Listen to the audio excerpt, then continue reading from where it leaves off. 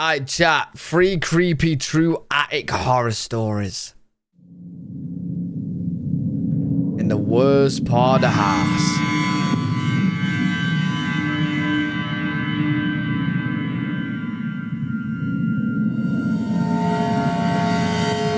Story 1. Yeah, GG's, Isaac.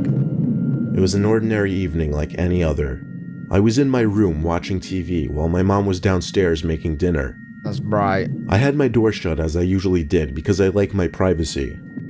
My room actually connected to the attic, because technically my room was never meant to be a bedroom, but it was made into one since I was one of 4 kids. What do you mean? So oftentimes I would hear little cracks in the ceiling just because the attic was right above my room. Oh my... Wait, why does that mean you hear cracks? Were heavy boxes putting constant pressure on the ceiling, so I was a little used to it. Oh. But there was one crack that was just too loud. So loud that it actually made me jump. Oh, no. I almost wanted to pull the attic door down and go up there. But again... Listen. For normal people, if you hear noise in the attic, it does the opposite and you don't want to go up there. You want to go up there after hearing the... Okay, buddy. Gave it the benefit of the doubt and assumed it was just pressure. That and the fact that I was also scared to go up there. I was scared of that attic my entire childhood, and I hated having it connected to my room. During dinner, I told my mom about the abnormally loud crack and expressed my fear to her. She told me there's nothing up there besides boxes, junk, and mice. Mice? She followed the mice part up with a smile to let me know she was kidding. The rest of the night after dinner, I stayed in my room watching TV and playing video games. Even after everyone went to bed, I was still playing, deep into the night. I had the volume lower so that I wouldn't wake anyone up. We had paper-thin walls in that house. I thought I heard another crack in the ceiling. Not as loud as the one from earlier, but still concerning enough to make me pause the game and listen. There was nothing now. I was having a bit of an adrenaline rush, so I grabbed the stepladder and pulled down the attic door. Bro, by yourself? There was no light up there, you just had to use a flashlight to navigate. I didn't go in though, I just peeked my head in through the opening. No. There was nothing I could see except piles on top of piles of boxes. So it seemed like it really was just the weight of one of the boxes putting pressure in the ceiling. Yo, first of all, going in the attic at night is crazy. Secondly, by yourself is crazy. Call mom. I planned on telling my mom that we should check it out the next day. I was a bit relieved as I went back to playing video games. I turned the game off about an hour later and finally decided to go to sleep. After a while though, I started to hear something from above me. It wasn't the regular cracks I was used to hearing. No. These were more like thumps. They were constant and moving. Why did not try to be careful? It literally sounded like footsteps. The thump stopped right above the attic door, and there was silence. Oh no. Oh no, I which is stared in at his that room? attic door so intently, waiting for something to happen. Hell no! But when I saw the door slowly begin to lift, it didn't feel real. Oh! Even though I was expecting something to happen, I wasn't prepared for the door to actually open. You just froze? I got out of bed as quietly as I could and tiptoed to my mom's room. When I explained, she nudged me to stay in her room as she left to get my brothers. After a minute of waiting in silence, I heard a commotion from my room. It was my 2 older brothers yelling aggressively, and my mom screaming at them to come here. Apparently whoever was in the attic was gone though, because both of my brothers went up there and didn't find anyone. Wait, so who were they screaming at then? Like they seen someone up there and they went after, like what? Also heard the noises in the attic, but didn't know what to think of it until I came and told her about the door opening. Yeah, like did he fly away? How did he get away? I didn't hear any noises anymore after that day, except for the usual occasional cracks in the ceiling. Wait, I'm so confused. Bro, how did he get away? Chat, he must have just put on his Harry Potter cloak and just walked out. I don't know. For a while, I rented out a small single-family house in a town close to my job. It was only a temporary thing. I only planned on being there for a few months at most. The landlord was hard to get along with because he seemed off. so that didn't help things really. It was the first week of my being there. Since it was just me living in the house, I didn't need a lot of space to store things. The house did have an attic, but I never felt the need to go up there. Same. I just stored mostly everything in either the garage, the spare rooms, or the closets. I'm Not the that there exact was same. much living space though. One day though, I did kind of want to see how much space was up there, so I tried to pull the attic door down, but it didn't budge. Oh no, this sounds Then I like my noticed there was a story. tiny lock on the attic door. I was never given a key by the landlord, so the Weird. next day I called him and asked about the lock. He told me the attic was off limits and was never included in the price of rents. I wasn't exactly sure. Wait. Can you do that? Can you rent out a house to someone and say the attic is off limit? I suppose you can. It's your property. I suppose you can. You can have your goddamn freaky room in there. If he could legally do that, but I was paying a good price and I didn't want to mess it up. Yeah, if it's in the lease, then yeah. The next morning I went to my fridge to grab some milk and then the cereal from the cabinet. As I took the cap off the milk carton, Yeah, yo, imagine. Right, so this house is $1,000 rent a month, but just so you know, the toilet and kitchen is off limits, and also the backyard, and the attic as well. And also, if you see a random man walking about, totally ignore it. He's off limits too. You can't speak to him either. Is that how people are doing it nowadays? If the amount of milk in the carton had gone down. Surely I hadn't drank that much. Had I? I guess I took a late night trip That's to a the big kitchen that I offer. didn't remember. The next morning, as usual, I came to the kitchen to have breakfast. Everything seemed to be normal, but come lunchtime, it seemed like some of my cold cuts were missing. Yeah, what? I had to start to wonder if I was going crazy or if something was actually going on here. Why did it seem like some of my food was disappearing every day? Nah, I see. You gotta run. I actually started to look into buying a camera system for the house on the Best Buy website. I did some research on cameras before going to sleep. Yo, listen, right? If your food is missing every day, don't even buy a camera. Just poison it and don't eat it.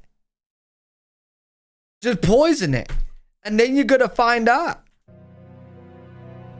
That night I woke up around 4 and really had to pee. I tried to hold it and just sleep it off, but the urge was too much, so I eventually got out of bed to head to the bathroom. But on the way to the bathroom is the attic door in the hallway, Oh no. and at first I thought I was seeing things, but after rubbing my eyes, I could see that the attic door was really open. Oh my god. All that ran through my mind were the words, "What the fuck?" Oh my god. There was a pull-down ladder leading up to the attic. I had to see what was up there. No, I took someone a bright, looking about. heavy-duty flashlight from my room and went up there. The flashlight was so bright, it lit up a huge chunk of the attic. It was a very big attic for the size of the house. I was surprised. But what surprised me even more was the twin bed tucked away in one corner of the attic with a clothing hamper next to it. There were also clothes scattered all over the attic. It's the landlord. But perhaps most disturbing was the TV mounted on the wall that had my bedroom on display. What? I guess I hadn't noticed the light from the TV screen because I was holding the flashlight the whole time. But I knew I had to get out of the house. But someone was at the entrance of the attic now, by the attic door. Oh my god. Oh my god. Oh my god. First oh my only god. their oh my head god. was visible, Oh my god. but Oh my their god. bodies slowly emerged into the attic Oh my until God. they were crawling towards me. Ah! I was able to distinguish the face to be that of the landlord. Oh, it's a fucking landlord. His expression was so dry and emotionless, it still haunts me to this day. As he crawled over to me, his eyes open wide, he kept putting one finger to his lips as he said, "Shh." No, kill him. He didn't speak any words. You have to kill he only him. went, "Shh, shh." It was a miracle that I was able to get around him in time before he could get to me. I went down. How big is this attic for you to be able to get around him and get down? Yeah. Like, bro, is he a trained ninja? How has he got around him in an attic? On the ladder and pushed it up, closing the attic door. I knew he would be out shortly, so I took my phone from the nightstand and ran for it. I ran outside and called the police. The landlord wasn't there when the police arrived, but I had all of his information, and he was found the next day at his brother's house in a nearby rundown town. Just trash his ass. I moved to an apartment 2 days later, and when I plan on buying a house, I know now I'm going to avoid any houses with attics. Or just avoid any houses with off limits.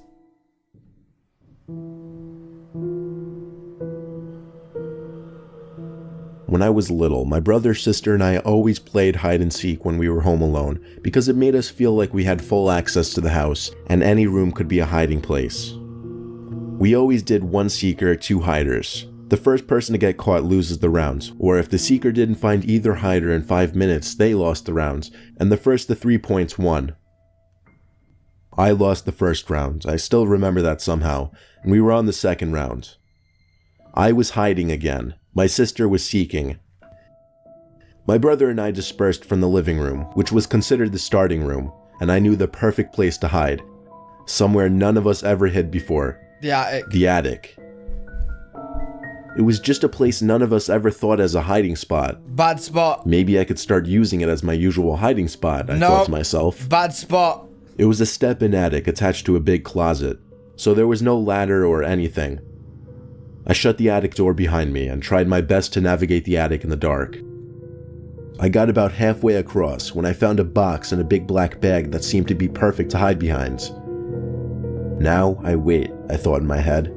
Oh my god, no, he's gonna get a tap on the shoulder or something, bro. For some reason, the act of sitting in a dark place doing nothing never got boring when you tagged it under the activity of hide and seek. I felt a rush the entire time, anxious that I'd hear the attic door open and my sister rushing inside. I was kind of subconsciously counting the minutes, even though I wasn't actually counting second for second. It was too dark to check my timer. I figured 4 minutes had passed, so it was almost time to go back downstairs. But just then, there was the sound of a big bag being crumpled. Oh no. Wait, oh no. I thought. Did I not notice one of them sneak in here? Oh no. Maybe it was my brother. But then again, maybe it was my sister. In fear of it being my sister, I didn't want to call anything out. If I just waited out the timer, I'd be good. And sure enough, a few seconds later, the pocket timer started beeping, signaling the 5 minutes was up. So I safely called out, "We win." But whoever was crumpling the bag didn't reply. They did, however, stop crumpling the bag to create an uncomfortable silence. One of them were messing with me, I knew it. I went back to the attic door and turned on the light. As the light came on, I briefly saw the top of someone's head ducked behind a wall of boxes to my left. Oh my god, what the fuck? It was short hair, it had to be my brother.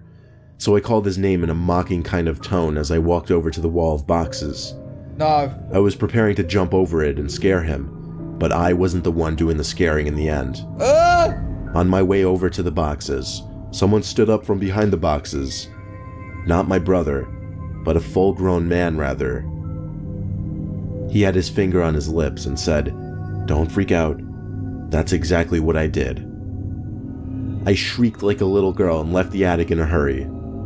I think he followed why me is there so many people in people's attics, man? to the door and stopped because he didn't chase me down the stairs. My brother and sister were already in the living room. I told them to run outside because there's someone in the attic. I guess they believed me because they hurried behind. Holy shit. All we could do was run to our neighbor's house, who called the police and then our parents for us.